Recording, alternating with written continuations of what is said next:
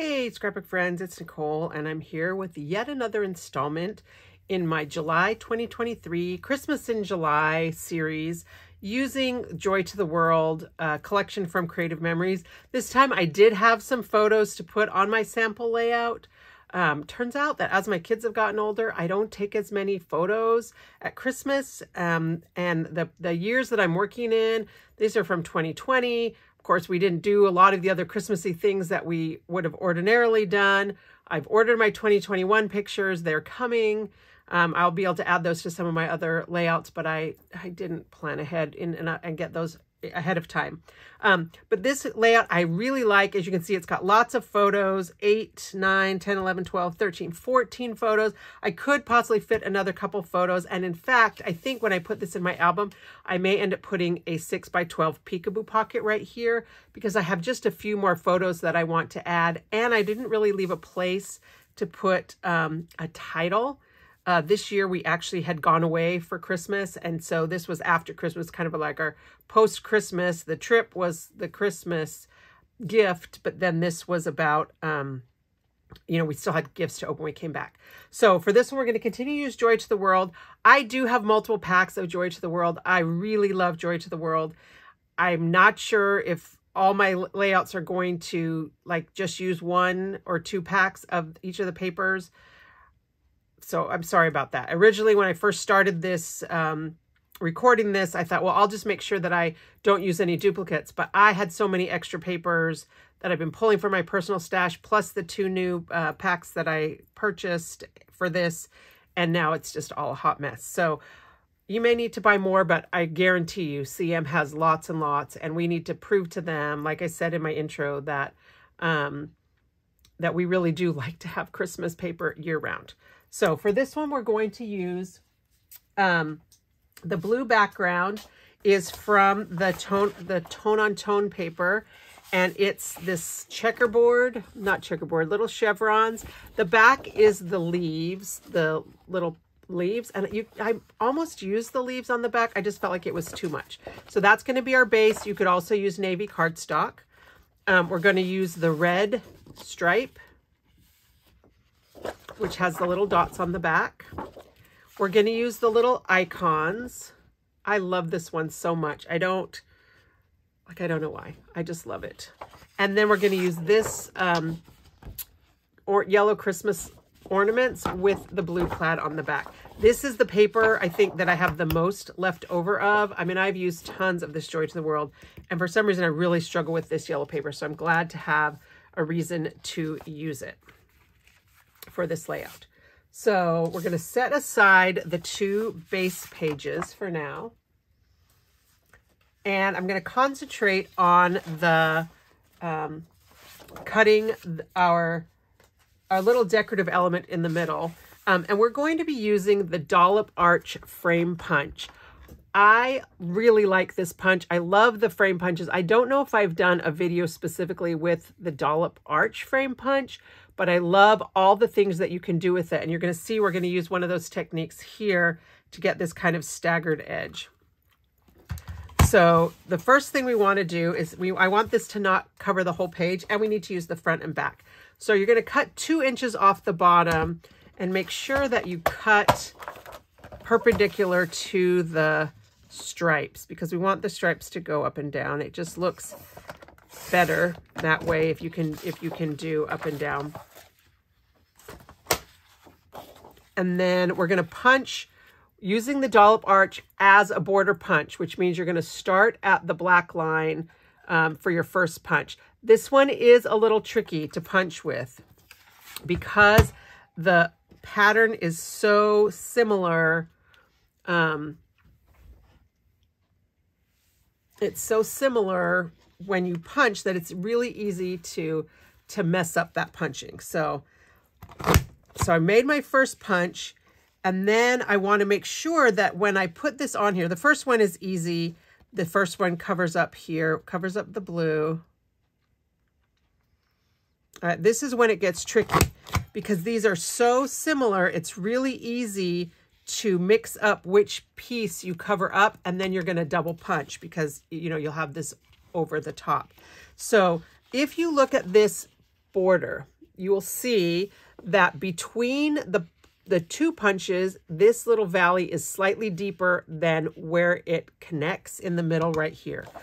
But I have found that the best way to make sure that I punch right is to actually pull this out and then put it back in so that the straight edge is aligned with that black line again. And that way I know that I am positioning the right little arch thing. If you put it right here, you'll see it doesn't quite line up. It doesn't quite cover all the blue. So, but just the easiest for me is just to pull that out every time. Make sure that I've got the right arch covering up the blue and punch all the way across.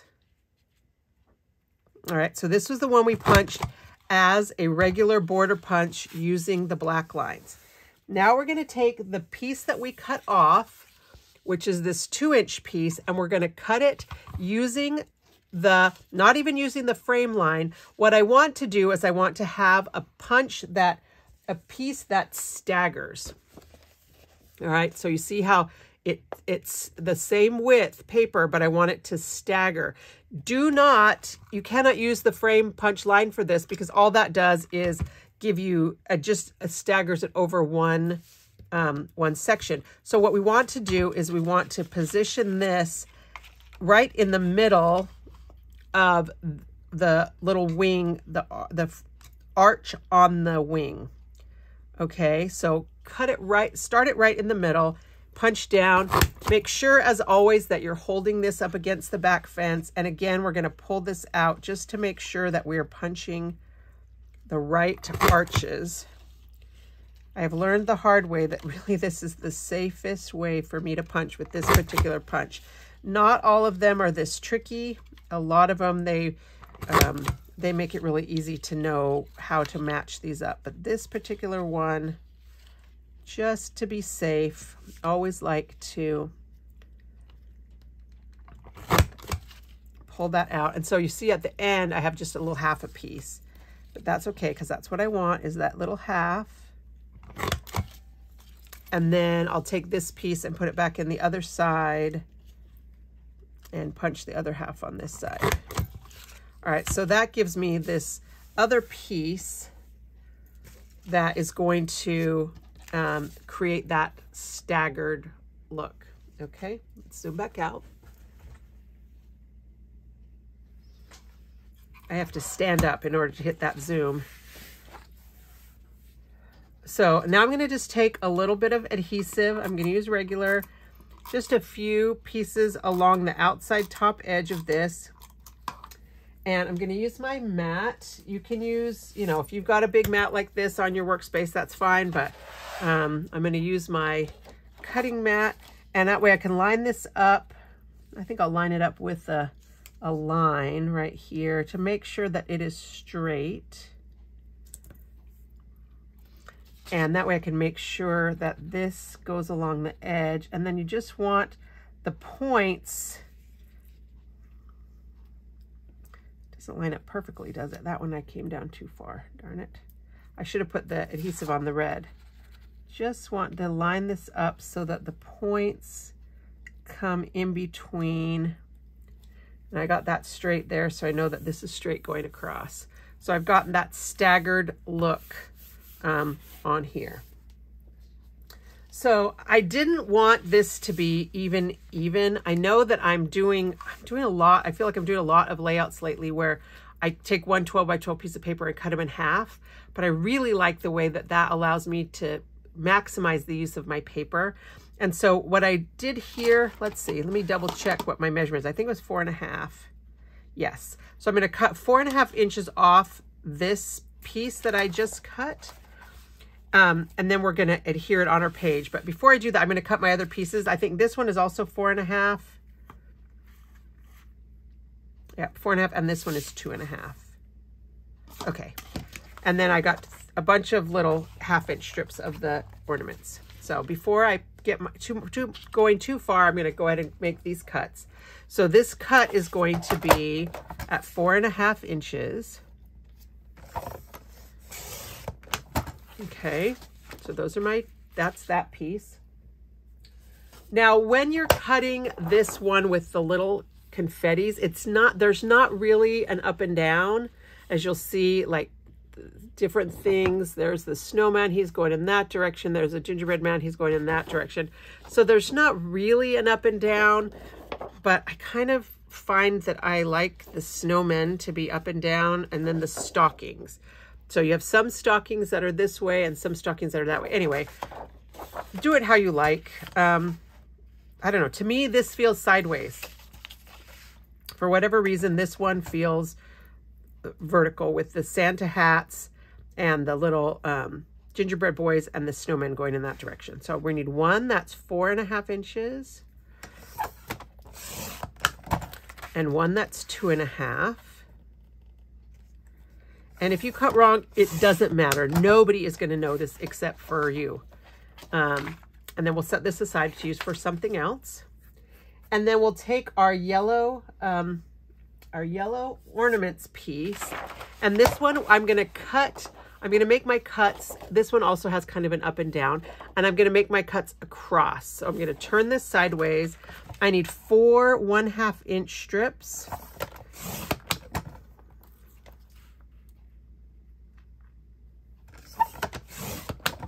Oh, that was 3/4 of an inch. Okay. Luckily, there's some extra on this, I'm pretty sure. 2. Yes, the 1/2 inch is the first line of the grid. And whenever I'm cutting small pieces like this, I always like to put the bulk of my paper on the left side by the logo, because that gives me this whole section to butt it up against that little raised edge and make sure that my cut is straight. And then I like to cut in the direction that I'm resting it against the little fence. If you like to rest yours along the bottom, which is totally fine, it also has the little raised edge here, then I would suggest cutting this way, so that if it does push your paper a little bit, you push it into that straight edge and not out of that straight edge. Now I'm going to take this piece that's left and I'm going to cut this at 6.5 inches.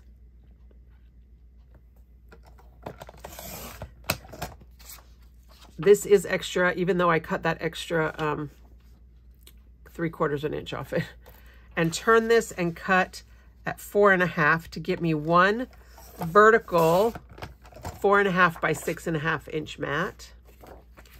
And then this piece I'm going to cut again at 6.5. We're going to save this piece. I'm going to use it for a banner. And then I'm going to turn this and cut it at 4.5 to make a horizontal mat. And I think this was an extra piece too. All right. I did not write the sizes down for you. I know I've done that on some of these. Do you like that? Do you need that to have me write them down? I'm feeling guilty that I didn't do it. So maybe I better do it real quick, just since we're talking about it. So this one was at 4.5. And I can't do the math in my head. Whatever that one is. So you cut, this one is cut at 4.5. These pieces are 4.5 and 2.5. And then you need 4 1/2 inch.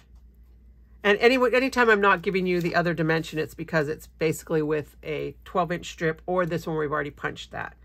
And then this one, you cut the first cut at 6.5, and then you cut a 4.5 vertical.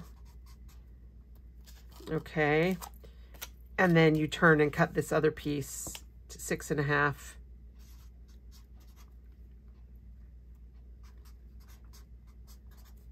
Horizontal. Okay. Hopefully that works for you. Then this is a scrap, but we're going to use it. Hopefully that's enough that you can screenshot this or whatever, come back to it if you pause and write these numbers down if you need them. All right, I'm going to put my Dollop Arch Frame Punch away. And now we are to the assembly stage. Well, I guess we're going to take this. Before we assemble, I'm going to take this vertical piece that I had left over, and I'm just going to turn it into a banner. And so I'm just going to fold this lightly. Don't crease it. And we're going to cut from the folded edge to the corner, and it doesn't have to be exact. Better to be too high up than too low, but just cut a little triangle, and that's going to give you that banner shape. Okay. You can see the back. Maybe it's a little easier. Oh well. Anyway, it's not easy either way. It's about the same color as my hand. Okay, so that's a scrap. And now we are going to get to the assembly stage. So I'm going to need my blue bases. And these are slightly directional. They have this little chevron pattern. So it doesn't matter to me which way you do the chevrons, but I think you will want to do the chevrons the same way. I just think that even if you can't really see it, you're going to notice it enough when you get, you know, when you get them next to each other in your album. All right, we're going to start by putting the yellow stripes along the top and the bottom. And they're kind of directional. So they have the ornaments, and I think, yeah, if you look at the full paper, the ornaments basically only go in one direction. So just kind of look at it and find out what side those little ornament hangers are, and that's the top. So I'll put that one here, just lining it up with the edge of my paper. And I'll do another one. The top.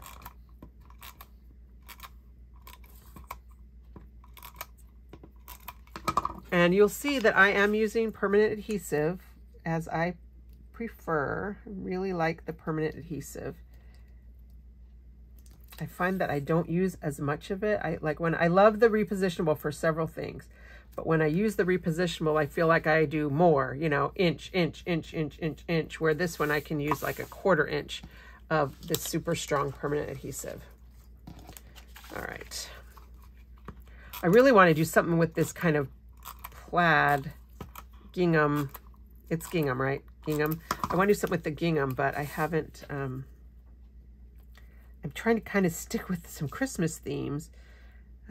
Had this great idea of Christmas in July, not realizing that I'm caught up enough on my scrapbooks that I don't have a lot of Christmas pictures. I think I need to find, I printed out all my childhood photos recently. They had been on slides, and I had them digitized. And my dad actually digitized a whole bunch of them. Since he's been retired, he's taken on that task. So maybe I'll bring my my digitized pictures back from over at my studio and see if I can use some of those before the rest of my pictures get here in the mail. All right, so then we're going to put down our little red stripes, and I'm going to put the narrower one on the left, and I'm going to butt this one up against the bottom of that 1/2 inch strip, and then right along the edge of the paper. So you really want to make sure that these things are straight, and then I'll put the other piece next to it. Whoops.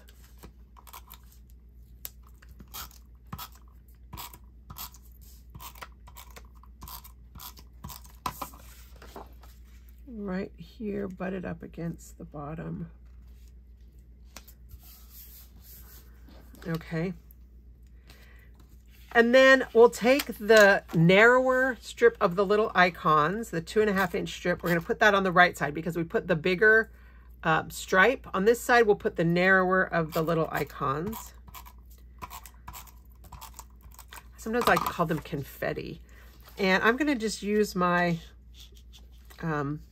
my mat here that has a measuring grid on it. And I'm going to put it about 1 inch in from the outside. You do not have to be exact. I mean, you just want to make it visually pleasing, but this kind of centers it in that space. And then I'm going to do the same with this one, although I'm not going to stick this guy down yet because I'm going to put my vertical mat. And these are the same width. So I want to stagger this so that it goes off the edge. I did that on purpose. If you don't like that look, you could adjust how you cut this if you want this to be centered in here, but I wanted the horizontal one to be centered in here. So bring that in about a ½ an inch out. And the nice thing about positioning something with stripes is that really helps you to make sure that your thing is straight. And so then, yeah, I think I do still like this about 1 inch in from the, whoops, about 1 inch in from the outside edge. But it's not, you know, rocket science, and it's okay if you just want to eyeball that. Maybe I will. I'll just eyeball that one. How's that? You guys can see that I am capable of eyeballing and not measuring all the time. Okay, these ones I am going just over that yellow strip. I like the variety of having some that were on the yellow strip and some that were under the yellow strip. And then put this one, and I chose to put this one down at the bottom, and you'll see, I'll pull my sample back out. I ended up not having a 4x6 photo that would fit in this spot. And so I have 2 photos that I cut down. This is like 4 by 3.5, and I don't even remember what size this one is. We can measure it. 3.5, and this one is 3 and, oh, also 3.5. Wouldn't have thought those were the same size. How funny how your vision plays tricks on you. So these are 2 3.5, and I just went off the edge. I thought that looked fine going off there, and it lined up with my others. These little pictures that I use are 2.5 inch squares. And at Christmas, I always take pictures of the kids opening their presents. You guys may notice there are no pictures of me in here. Some years my family is much better at taking pictures of me. It is possible that this year in 2020, they did take pictures of me and they put them in our shared family album and I just didn't download them. Very, very possible. But I did have these already printed because I am starting to work on my 2020. So I pulled it out, but this is about all I have. And then I think I am going to put that other peekaboo pocket. So again, at the end of all this wrap up, maybe I'll do a summary of all my layouts finished with photos so that you can see them. I chose to use the little Santa and his reindeer. I probably should have saved this spot to put a title. I did journal right here on the red, and it's a little bit hard to see, but I may go back and put a little journal box, but I think that's okay. And I just used a couple little embellishments from the Joy to the World. I used the little tree in a pot and the present, which I popped up on some foam squares. And, oh, I forgot my little banner. Where did I cut the banner I cut? And I put it somewhere. Oh, well, you saw me cut the banner and then throw it over here in this pile. And now I don't know where it is. So pretend that I've just stuck this banner down here, just on this little thing. You could leave the ends a little bit loose if you wanted to tuck something underneath it. If you have extra pictures, you know, you can absolutely arrange these however you like. But I did really like having a couple of photo mats and then tying the top and bottom strips together with the photo mats and then this banner on the side. So there you go. That was a quick layout, very quick for me. Probably because I put the pictures on this sample one already. You guys don't have to wait for me to trim and put those down. But these are 2.5 inch squares for the little photos. In case you're wondering, 2.5 inch squares. Sorry, I used the wrong side of the pen, didn't I? Oh, look, I already have one that says 2.5. Ha! We'll pull this guy back out.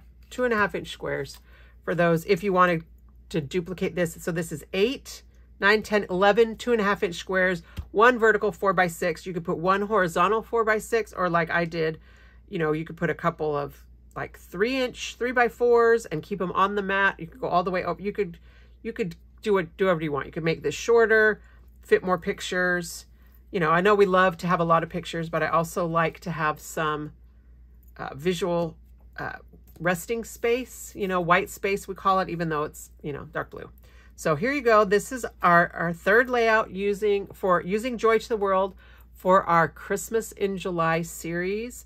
And I'll be back soon. I still have more ideas, and I really, really love Joy to the World, and I really, really want Creative Memories to believe us that we want to have Christmas paper all year round. And I don't know that they do, because there's so much of Joy to the World is still there after 2 years. And so they must think, well, they don't actually want it because nobody's buying it. So if you have some Christmas pictures to do, maybe think about buying your paper now. Although we probably will be getting new Christmas paper probably in October. But I love Joy to the World, and I hope you do too. So thanks so much for watching, and I will be back soon.